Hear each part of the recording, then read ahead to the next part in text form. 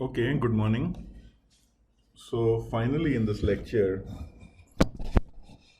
we are going to study the uh, quantitative aspects of universality.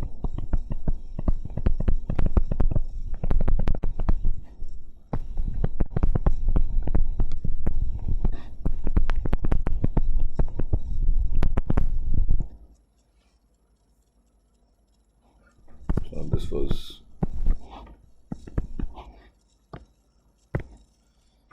uh, namely, we are going to study uh, renormalization, especially Feigenbaum theory of renormalization. So, once again, it would be very nice to sort of have our picture of the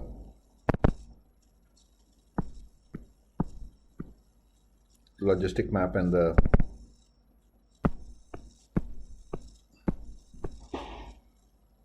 sign map which we had the last time as a kind of a reference point, and we'll keep on again and again referring to the picture. So Feigenbaum developed this renormalization approach with a focus on super stable fixed points and super stable orbits. So let's just remind ourselves for the basic what is a super stable fixed point. So essentially the super stable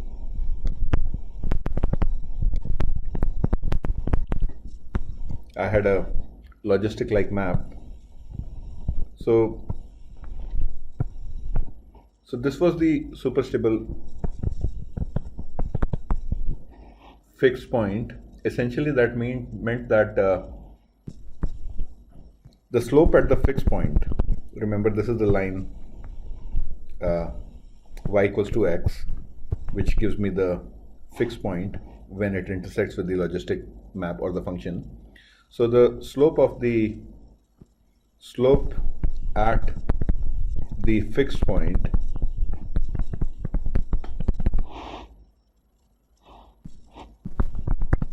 f dash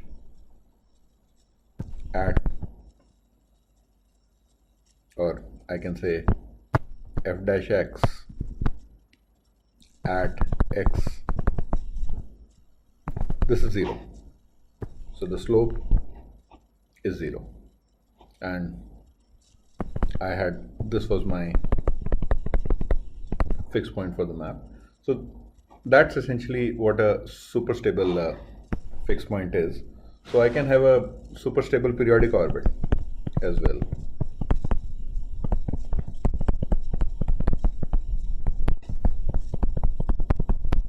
And how do I essentially draw it? Essentially I have again so this was my xn, this was my xn plus 1. So once again the way I draw it is this guy. So I start somewhere here, this is my y equals to x line, and then I essentially, I'm not drawing it very well, let me again start attempting.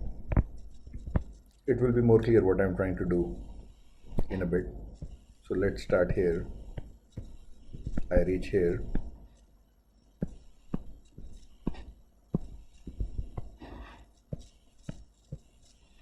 so roughly that's the idea.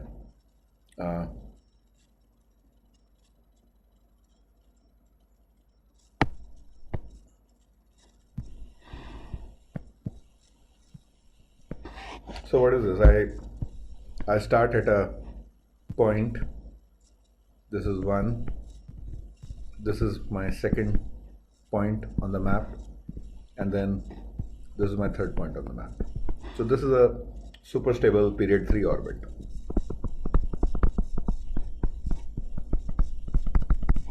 And why do I call it super stable?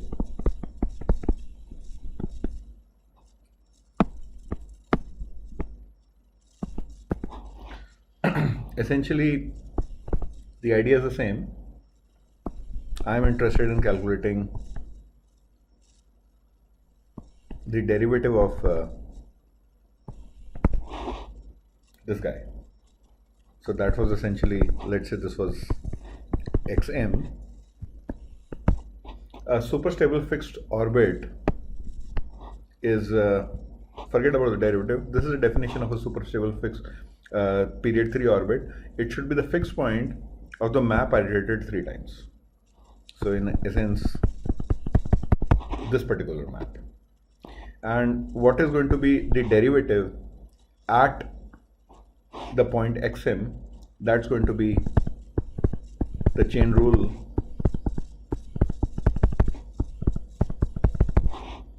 this guy at x equals to xm.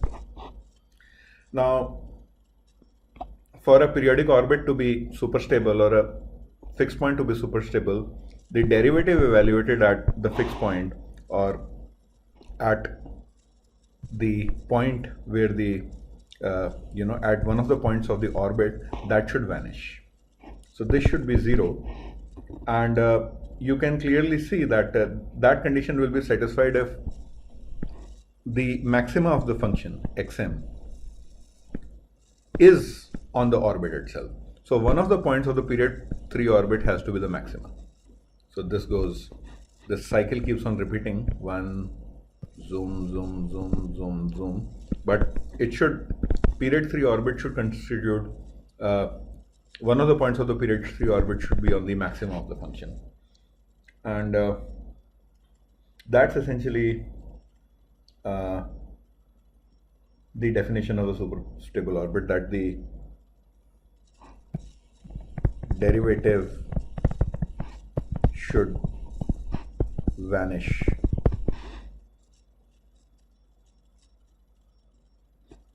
so, and of course the bottom line is that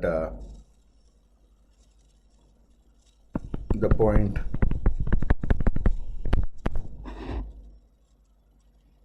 is part of any super stable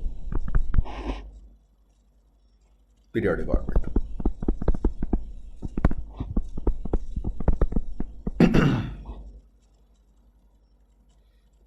So essentially, this is the whole idea. I start with the logistic map. Initially, I only have x equals to 0 as a fixed point. Then I keep cranking R. I develop 2 fixed points. And then what happens is that fixed point becomes super stable.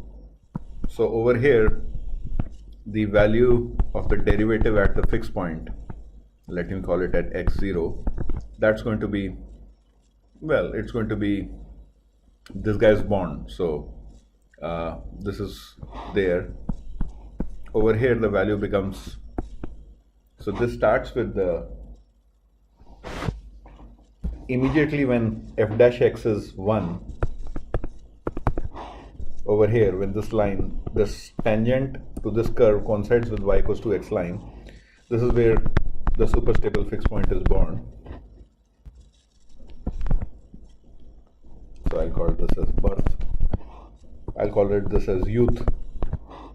This is where this guy becomes 0. So from 1 to 0, and finally I get to a stage where you have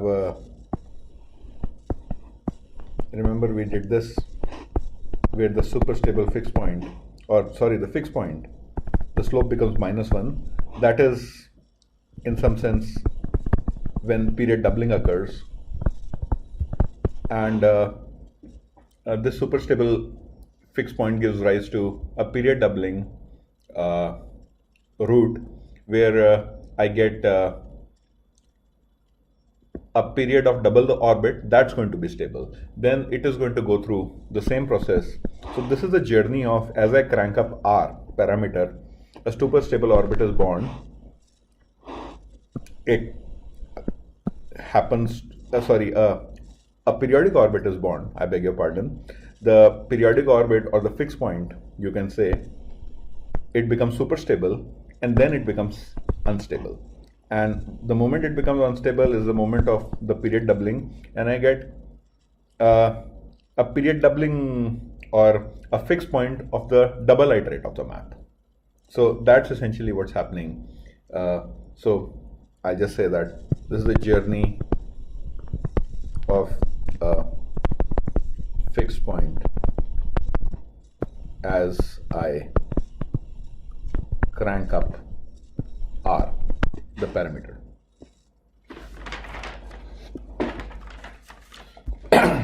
But essentially, the important part to remember is this guy, that whenever I'll have a super stable periodic orbit, this point, xm, the maximum of the function, xm, fxm, this should be part of the super stable periodic orbit.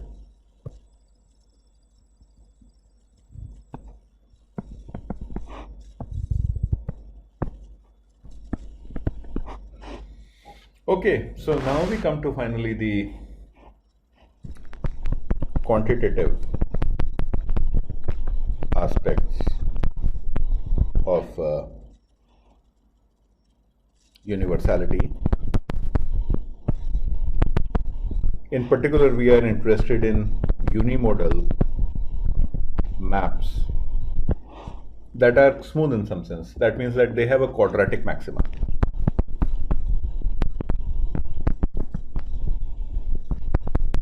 That means they are smooth, they are parabola-like maps, something like a one-hump map.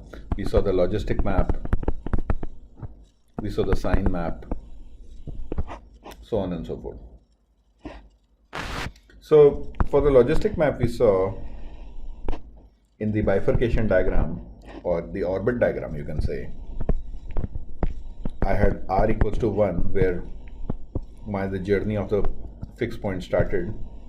Then this becomes unstable, and that's where the period doubling happens, and I get a period 2 stable orbit, and this keeps on bifurcating, so on and so forth. So this presumably occurs at r equals to 3.449.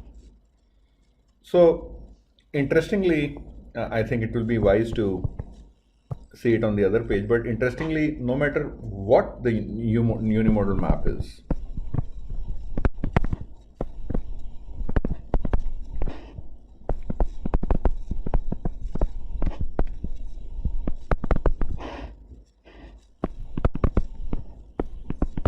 if I calculate the ratio, remember I'm moving forward in R, map is becoming taller and taller, and I'm getting super stable orbits of higher and higher period, so on and so forth, and I'm getting this period doubling bifurcations. As I move forward in R, the ratio, I define Rn, actually this should be called, so Rn is where I'm getting a 2 to the power of n. So Rn, I denote it by where I'm finding the 2 to the power of n cycle, essentially. So Rn plus 1 would be when I have a 2 to the power of n plus 1 cycle, so on and so forth. So as I move forward in R, this ratio of the difference between where I found the 2 to the power of nth cycle minus 2 to the power of n and minus 1 cycle, this is a universal constant. Just like you have pi and other stuff, this is a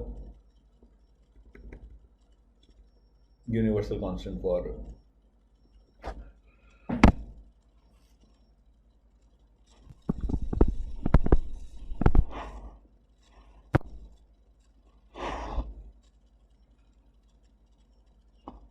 I should say a new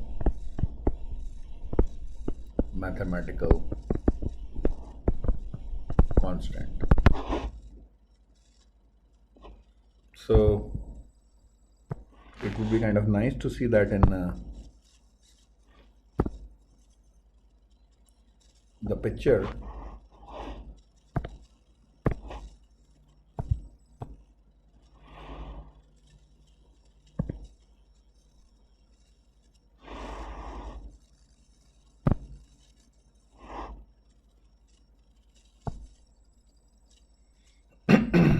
Once again, I'm going to insert that picture.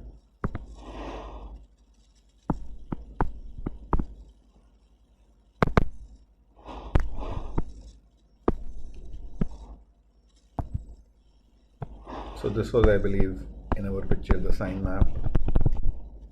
This was the sign map. This was the logistic map. And I'm moving in this direction. The ratio where I find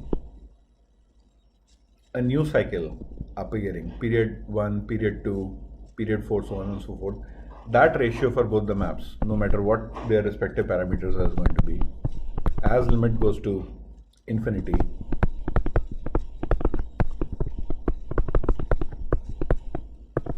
that's a constant. So that is one part of it. So there is a universality in this direction, the R direction. There's also a universality in the Y direction. And as you can see, the idea is that that has to do with the ratio of these branches. What is the distance between these branches? And as I'm moving forward for a higher period cycle, what's the ratio of these branches? So essentially what's happening is that this guy, there's a self-similarity. You can see that this part of the figure seems very similar. This looks scaled down version of this guy, so on and so forth. So there's a reoccurring phenomena, and there's a universality in the size of these, the ratio of the size of these also. But you know, these branches bend and curve, so where should we start estimating the width of one of these guys? So that's why superstable orbits are very important. So I'll just re-emphasize it again, that now we are interested in the ratio of these branches. So since these branches bend and curve, it is not very clear what distance are we talking about.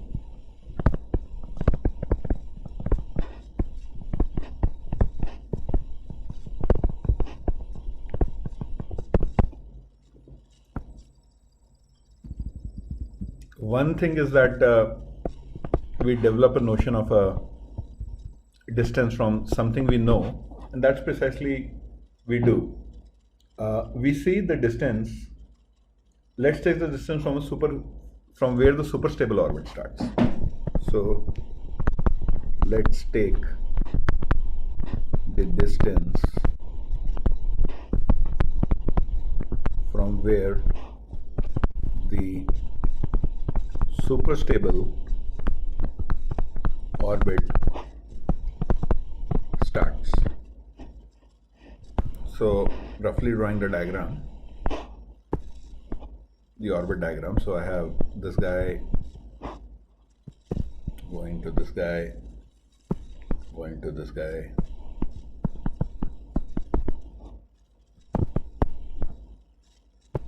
so on and so forth.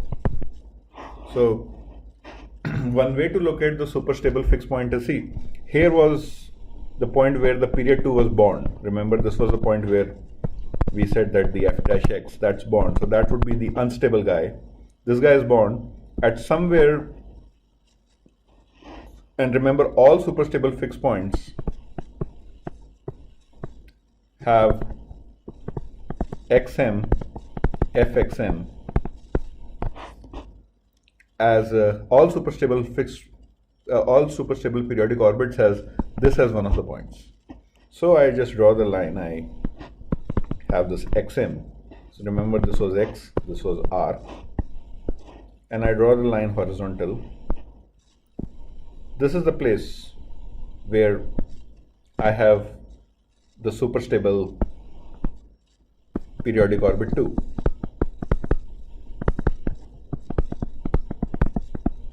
Orbit. And the place where they interact, I take the nearest distance. So this is the width I am interested in. Let's say this is dn. Now it again intersects this guy at this guy. I am interested in this distance. And this is going to be a superstable period 4 orbit.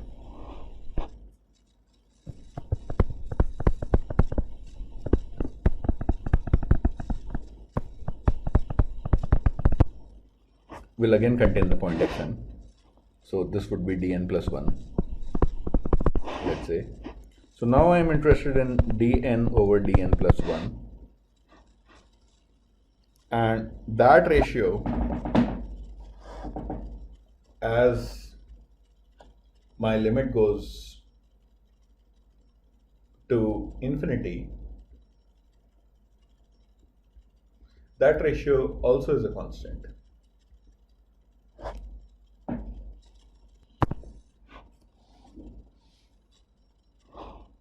As limit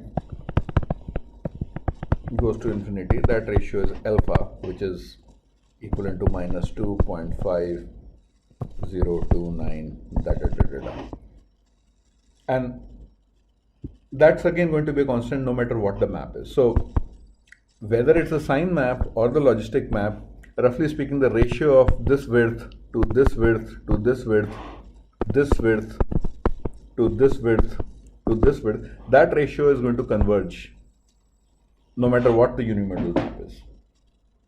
So true for any unimodal map, and that's we have seen in this figure.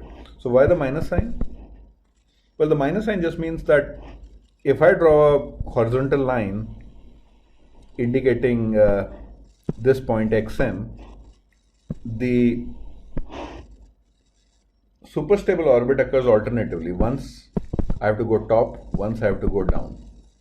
Again, I'll have to go top on this guy and down, and so on and so forth. So that's why so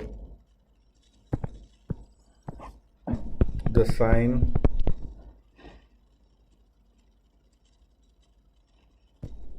is negative because the nearest point to xm on the superstable orbit occurs alternatively above and below y equals to xm line.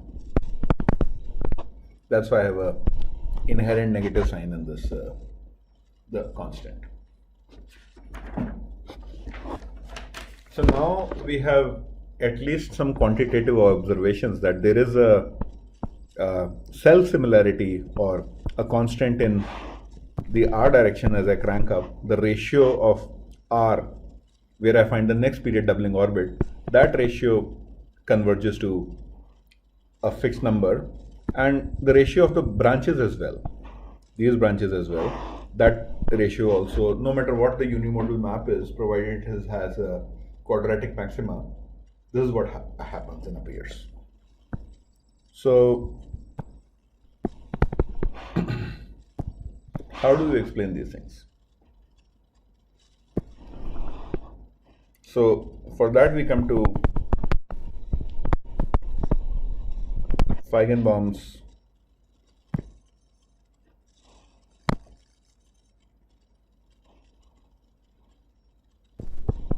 renormalization theory of period doubling.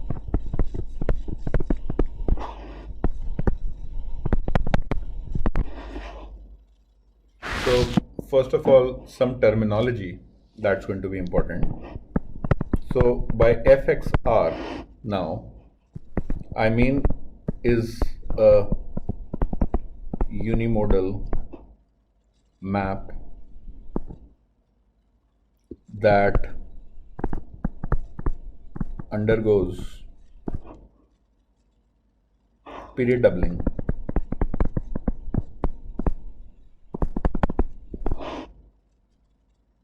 root to chaos as R increases.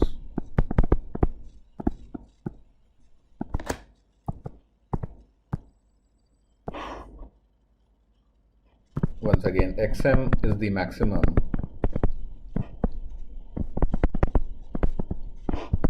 of f that we've already seen.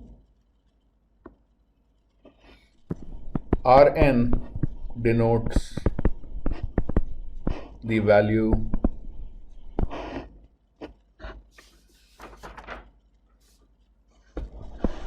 of R at which a 2 to the power of n cycle is born,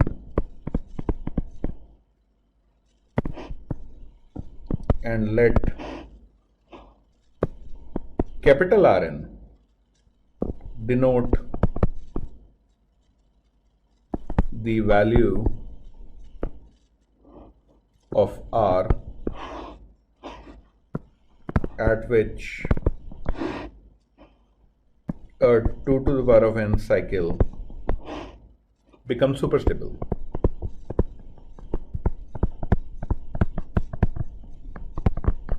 Remember, these superstable cycles are going to be important for us because that's from where we are calculating the distance and the constant. So, for example, for the logistic map, I have at a certain value f dash x 0 equals to 1, a fixed point is born, as we have seen. Throughout a journey, as I crank up R,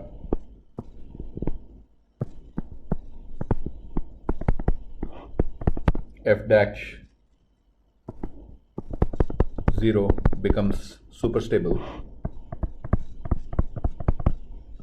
That means it coincides with xm, the slope is 0. And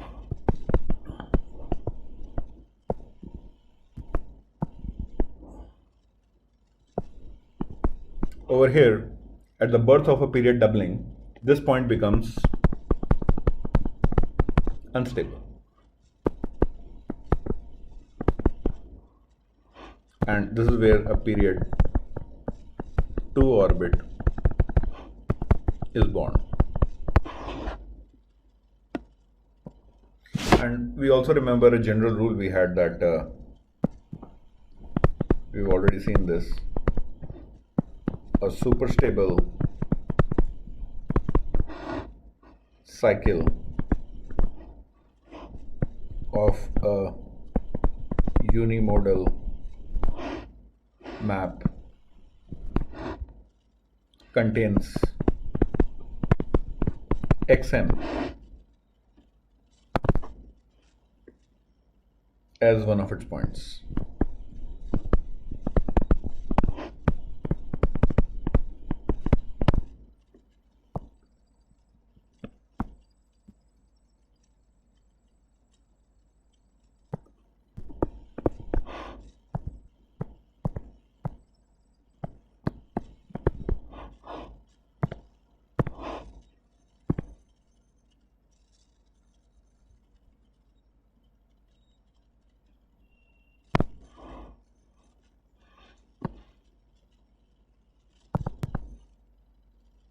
Okay, so we can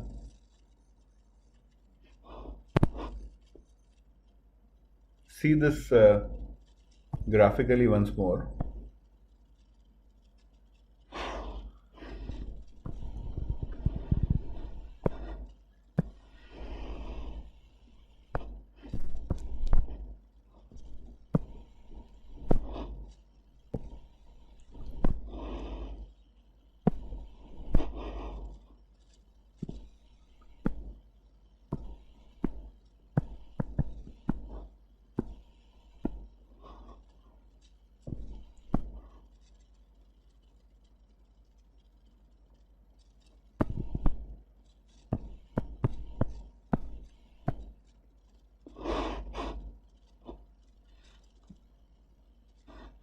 This was X, this was R, this is the line representing xm, the point on the x-axis where the function has a maxima, and that's where we were calculating where this line hits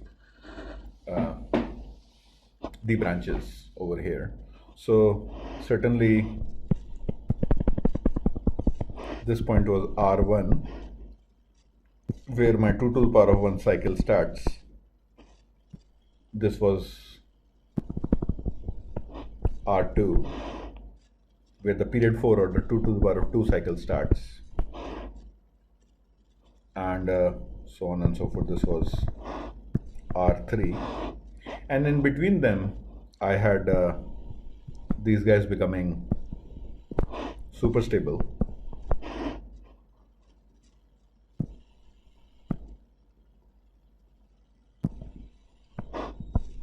R2, so on and so forth. So this is where the period 1 cycle becomes super stable, so on and so forth. So the essence of the renormalization theory is that there's a self-similarity. This part of the figure, if you look at it, this part of the figure, there's the same pattern repeating over and over again. So this is certainly an interesting observation, and we need to, in some sense, make a theory out of it so that this theory is useful.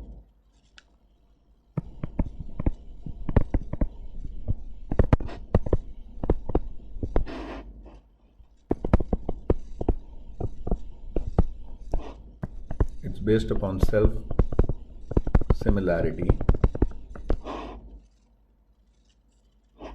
The fig tree, this branching pattern is called the fig tree in the honor of Mitchell Feigenbaum, the guy who observed this and made a theory out of it. The fig tree is self-similar, same pattern repeated over and over and over and over again.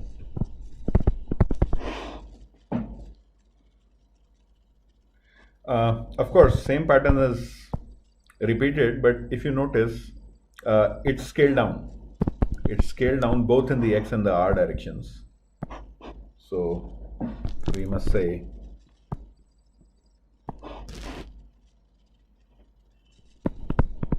endless repetition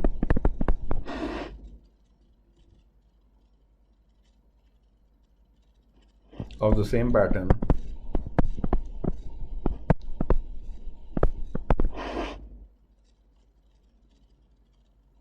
scaled down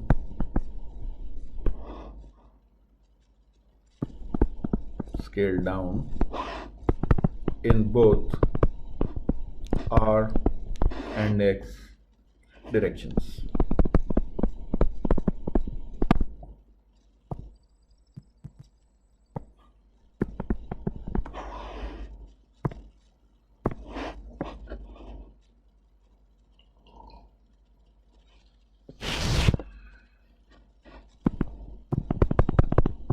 it also reflects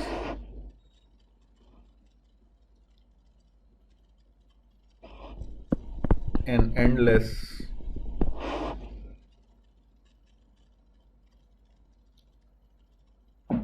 repetition of the same dynamical process.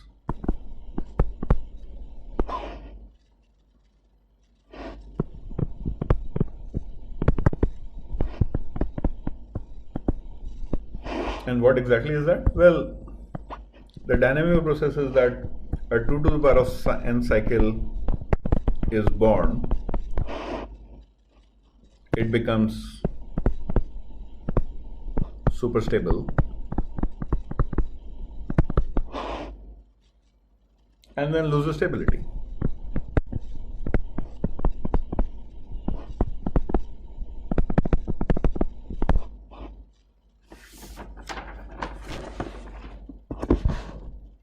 So, how do we express self-similarity? So we need to express this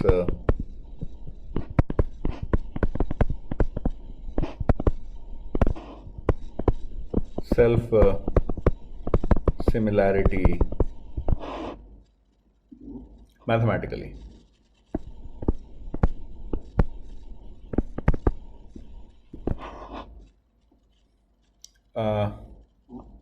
Let's see what's going on in the actual logistic map. So in the actual map, what do we have? I have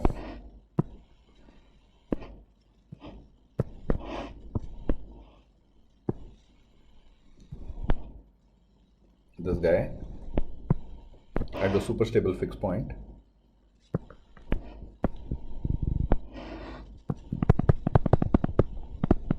Why I'm calling it R0? Because I am interested in the map where the map is becoming super stable. I am seeing the map at R0, let's say over here, R0. This is my map at R0, where my fixed point coincides with the maxima of the function. What happens when I iterate this map? I iterate this map, and let me also crank up R. So what I'm interested is in the following. So let me draw this guy.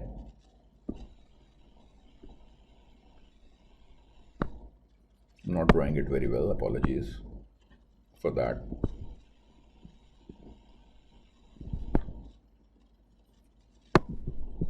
Let me first draw the this guy, and then I can fit what I want to say about that. So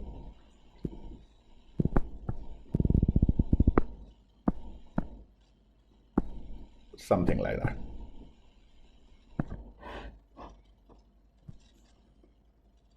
And what will happen is that this point is my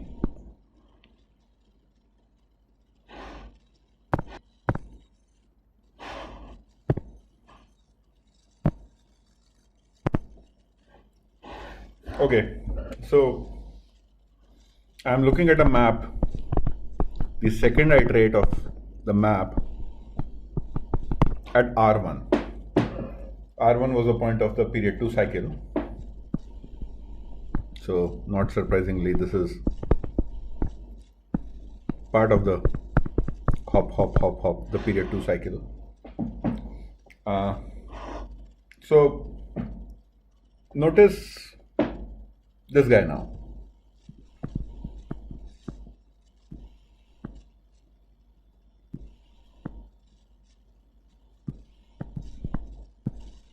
This section of the figure and compare it to this section of the figure. Did you notice any similarity?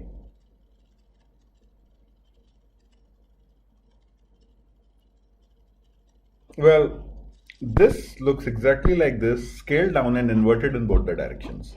This had this guy hitting there. This is from here to here, the fixed point. So once again I'll write at R0, this map is a super stable fixed point.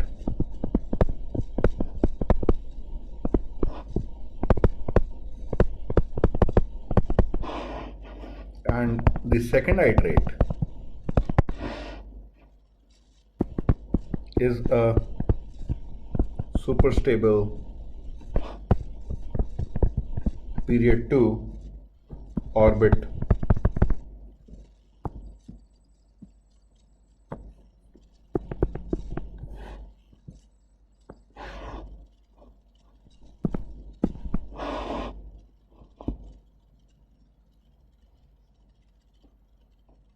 I just inflated. This is essentially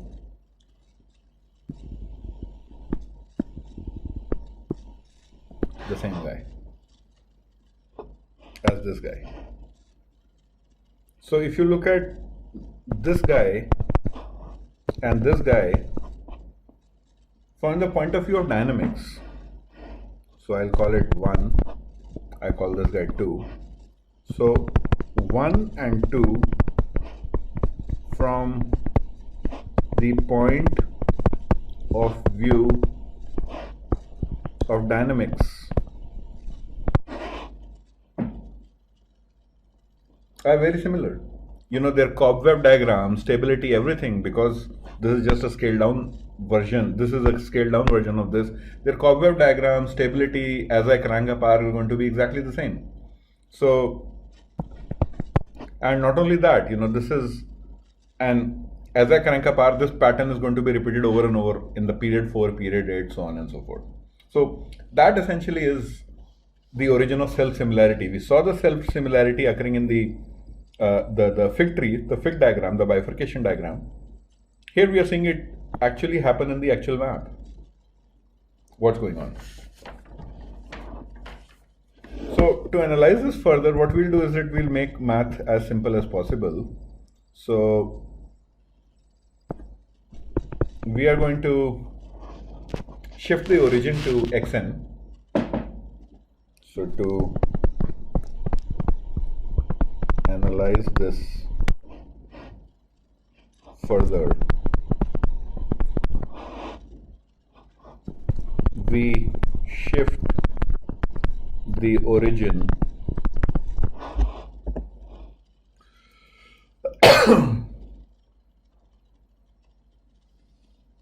to xm. So we are going to redefine x as, that just takes care of the origin, and we'll also have to subtract xm from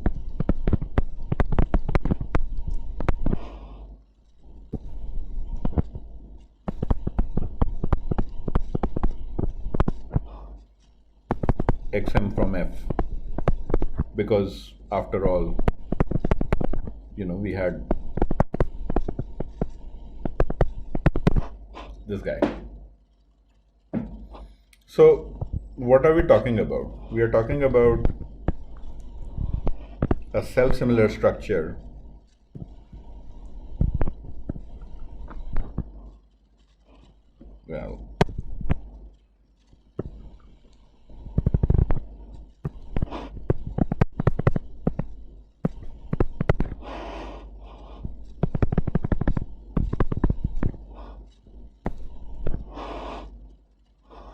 we iterate it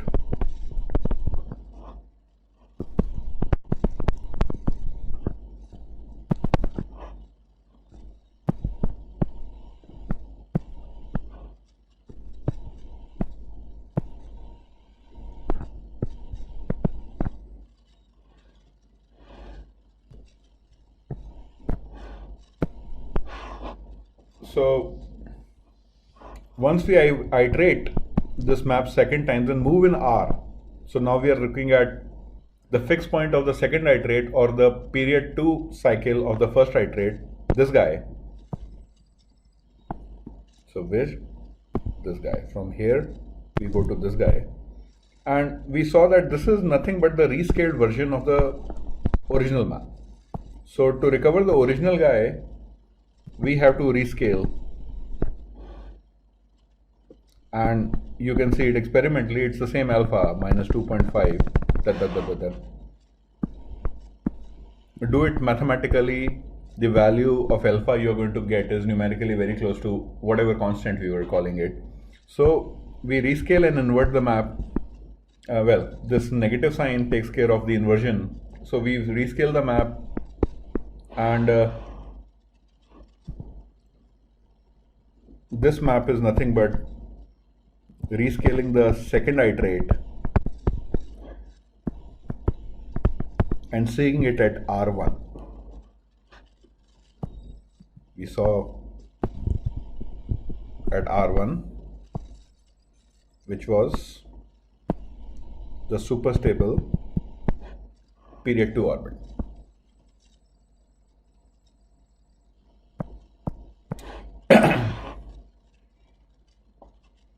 So this part stretches the x-axis, and this part blows up the y-axis. And alpha is inherently negative, that takes care of the inversion in both the directions. This was the inverted map, I have to invert it, so I have to multiply y by minus, and this is again an inverted map, like I have to have a reflection around it, that's taken care by alpha being negative. So alpha being inherently negative,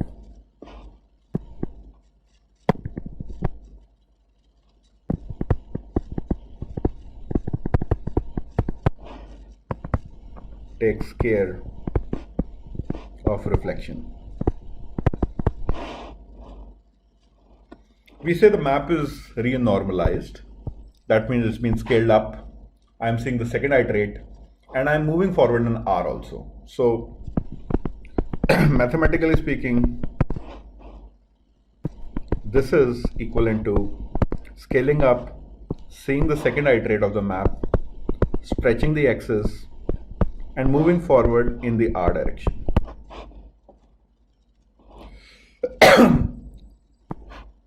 And the pattern looks the same.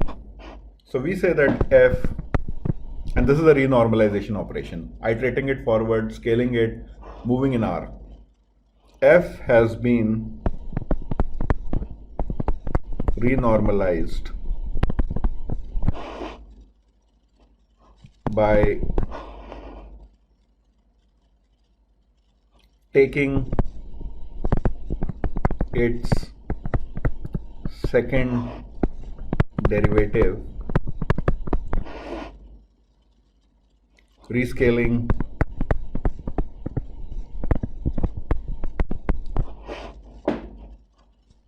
or I should say x goes to x over alpha, that just stretches your axis, and shifting R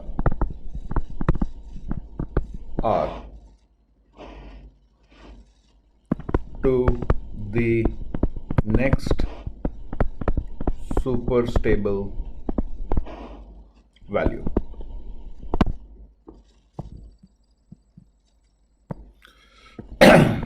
That's essentially what we're doing.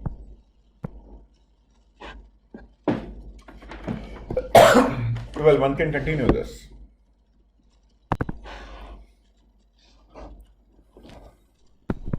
One can continue this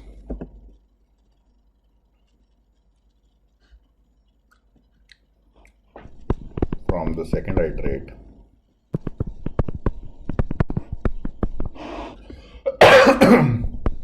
Scale up, see the fourth iterate, and move forward in R. So expressed in terms of f, this becomes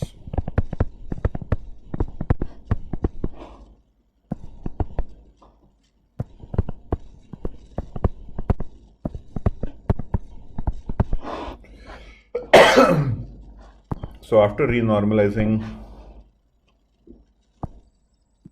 n times,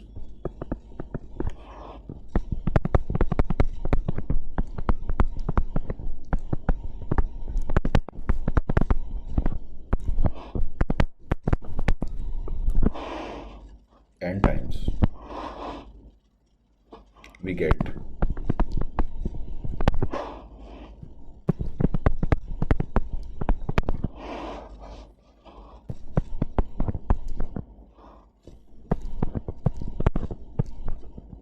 iteration 2 to the power of n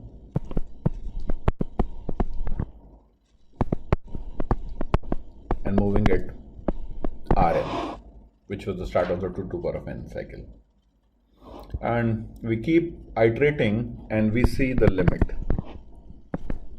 as n goes to infinity, alpha n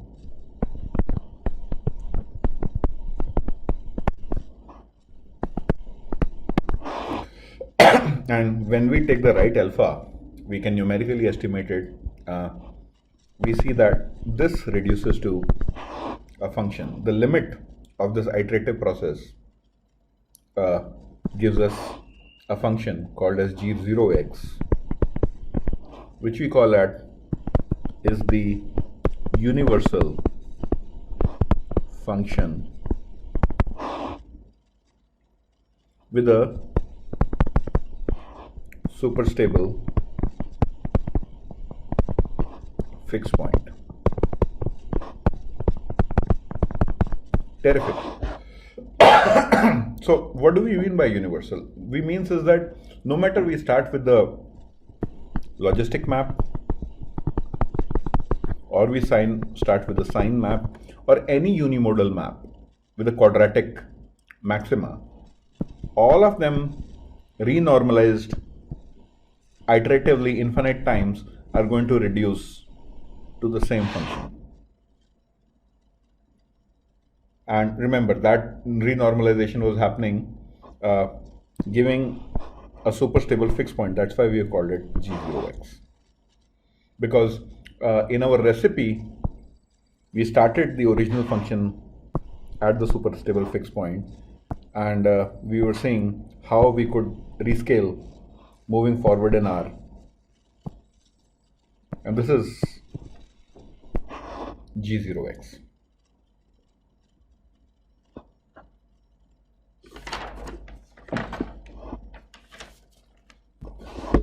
So universal means G0x is independent of F. So why do we get these universal functions for any map? So remember what's happening is that with each renormalization,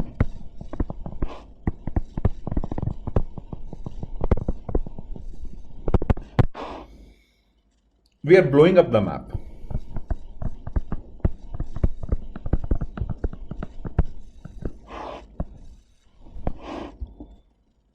And only the local behavior, the behavior very close to the point of maxima survives.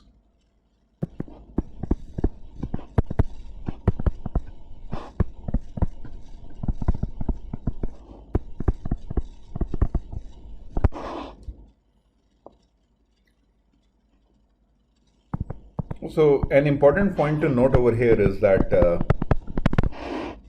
the order of the maximum is never forgotten.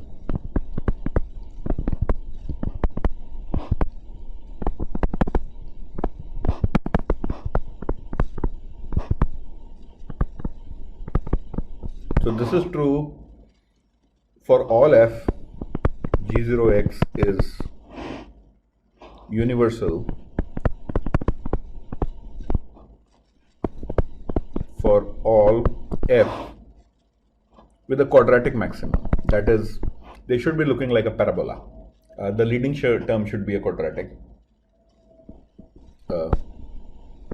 Quadratic maximum.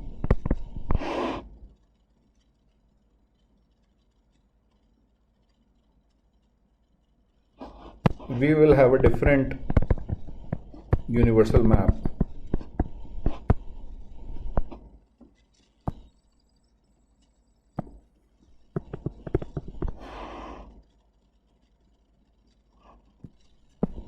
for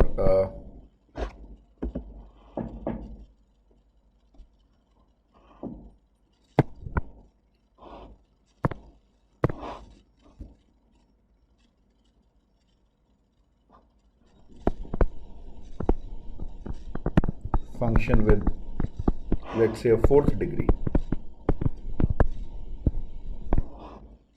maxima.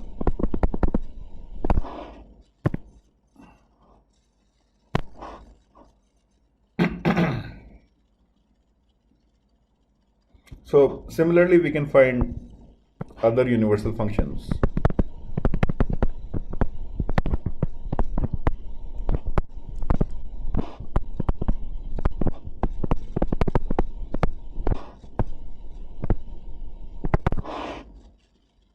So for example, I'll have gix, that is again scaling n times,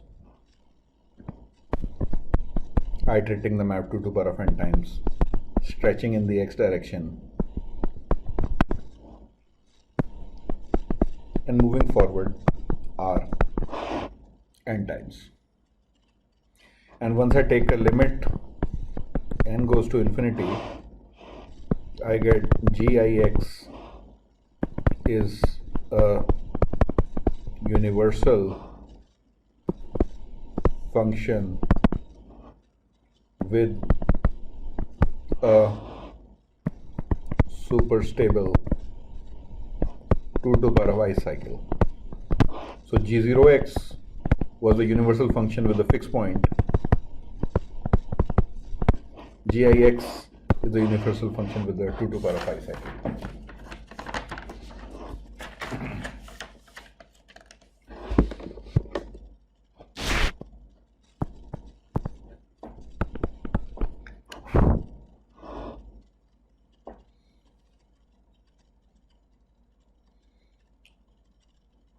So the logistic map,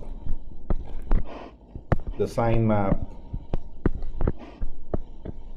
let's say logistic sign map, they yielded g0x at the parameter value r0, essentially normalization infinite number of times, that was yielding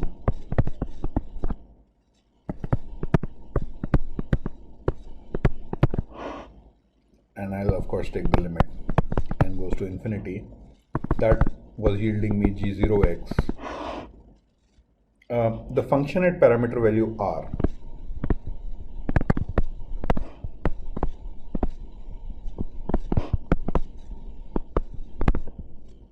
ri, remember these were the functions at the super stable fixed point. We followed the normalization recipe, we got this. We take the same functions at parameter value ri, and once we are going to renormalize these guys and take the limit,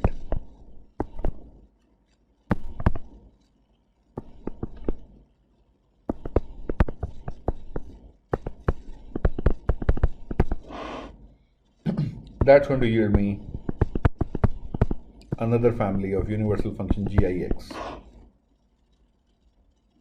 Now, what do you expect to happen at r infinity?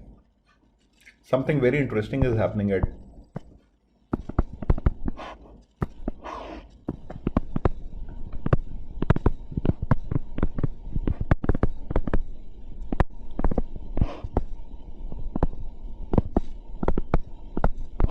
this is all building up very nicely. So remember, r infinity is the point of the onset of chaos.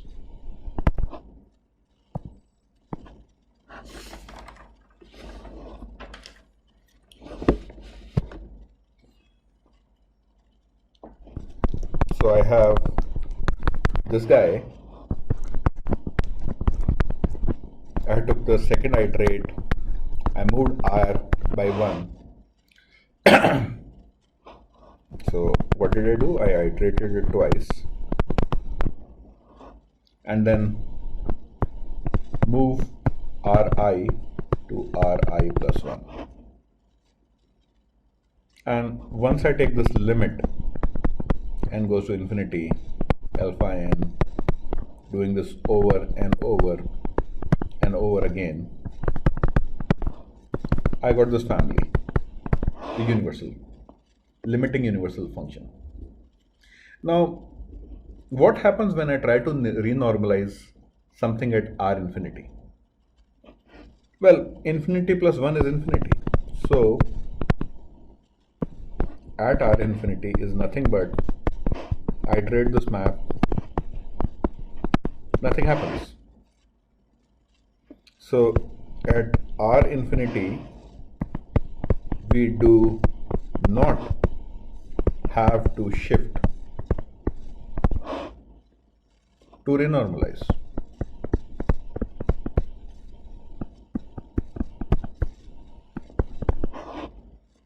Infinity plus 1 is infinity. So we call that by a very special name. We call it the family. What we'll get when I is already infinity is going to be, well, we can call it G infinity, but we iterated this guy, we scale it down, and we get the same guy. So this is at R infinity.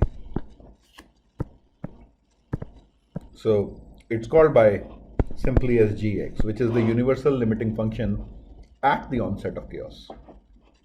So the universal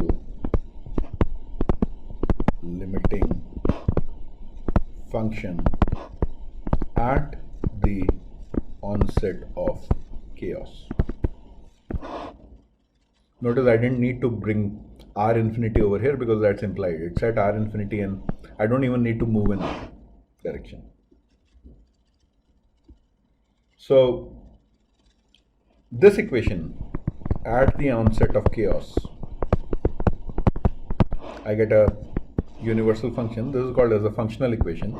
It shows Gx is essentially going to be its own scaled up version. I iterated it twice. So this is a functional equation.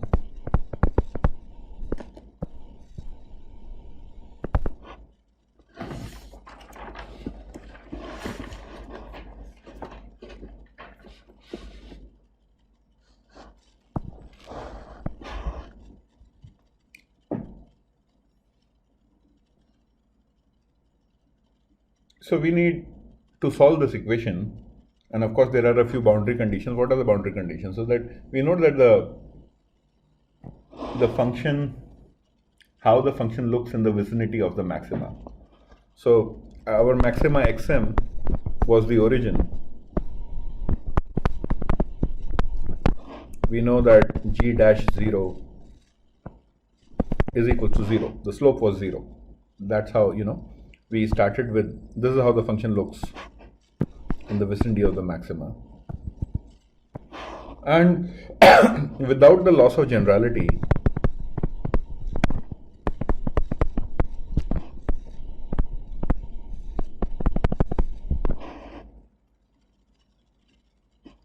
we can regard G0 to be 1. Why can I do that? Well, you can see for yourself that, so why? You can see for yourself that if a function satisfies g of x is alpha iterated twice scale, then so will the function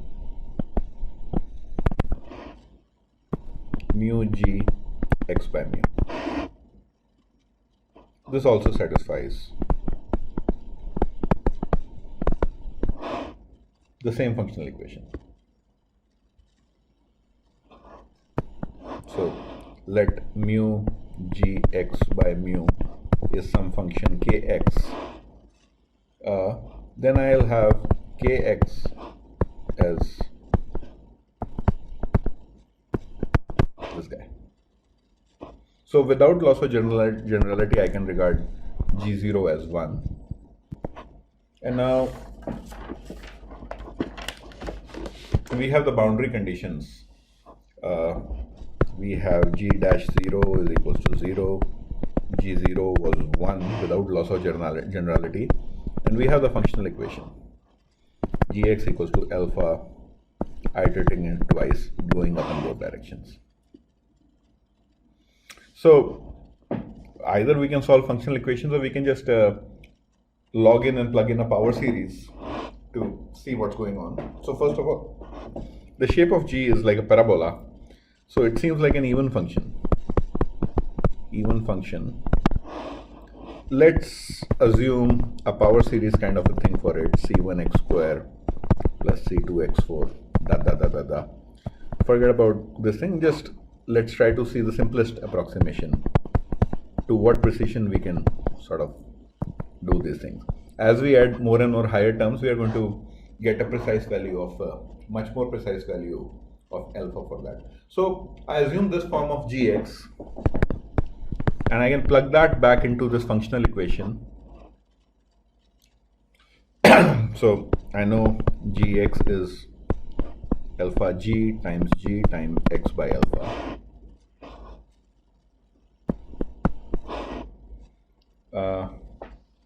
I plug this guy in c1. I'm iterating the map twice, so this guy becomes c1x square by alpha square, the whole square.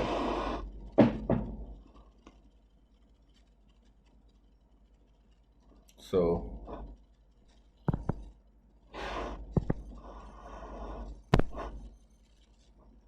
yeah, so this is equivalent to the original function gx equals to 1 plus c1x square.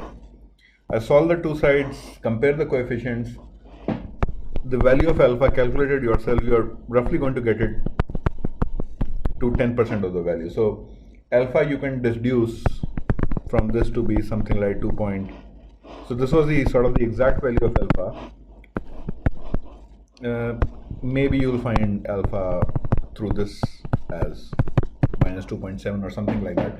As you increase more and more better approximations of this power series, c1, c2, x4, you're going to get 0 down on the value of alpha.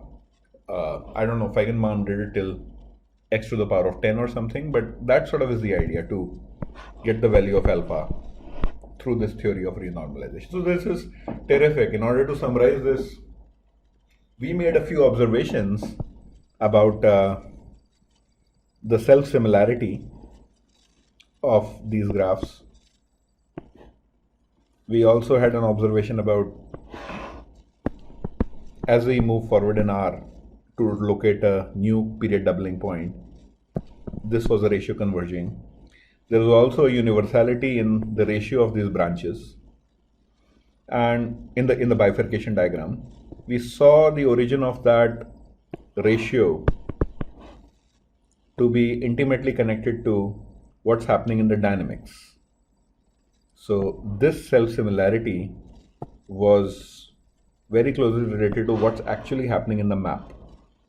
The second iterate of the map pushed to the period 2 super stable cycle was blown up, rescaled again to make it look like the first iterate of the map. And then we kept on doing this, where we got the universal families of functions at the onset of chaos. And at the onset of chaos, we demanded that we don't need to push R. At the onset of chaos, we simply were content with this sort of an equation where we didn't have to move forward in R.